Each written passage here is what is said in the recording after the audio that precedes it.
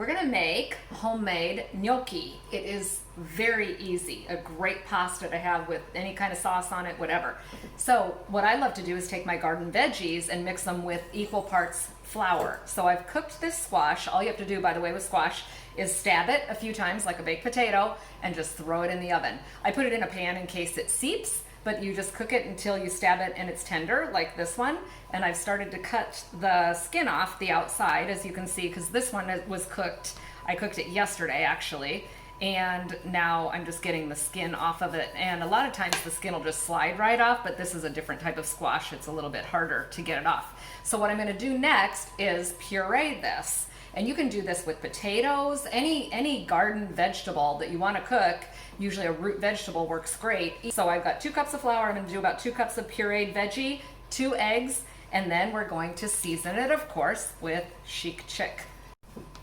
So I'm cutting the skin off of this. I'm going to cut it open too, and I'll get these seeds out with a spoon. I'm going to scoop the seeds out easily. And it's nice when it's cooled because you don't waste as much squash. A lot of times you can just keep scooping and get more seeds, and you end up taking a lot of the good squash with them. So this one's ready to be pureed. So I've got my squash in my blender. I'm going to put the 2 eggs in here because it'll just make it blend easier. Nice little, my little chicken eggs. And this will just add some liquid to it, so it's easier to blend up. So we've got our pureed eggs and squash in here, and I'm going to scoop it in with the flour, and it'll go in the bowl. And then what we'll add is the chic chick. It'll take half a packet, because again, remember we have 2 equal parts, 2 cups flour, 2 cups of squash, 2 eggs, and then we'll do half a packet. And this will make quite a bit of gnocchi. It'll serve probably more than 4, but depends on how big of eaters you've got. I've got some big eaters sometimes.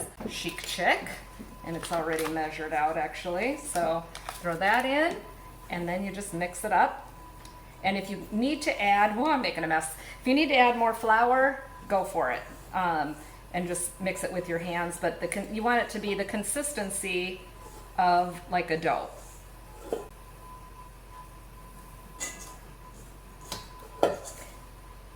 So then as we mix this, I want to talk about the water a little bit. What you want to do with pasta water is liberally salt it. Put at least a tablespoon in, because that not only flavors the pasta as it cooks, not that this is going to need a lot more flavor, it's really good with the packet, but it'll also keep consistent temperature as it cooks.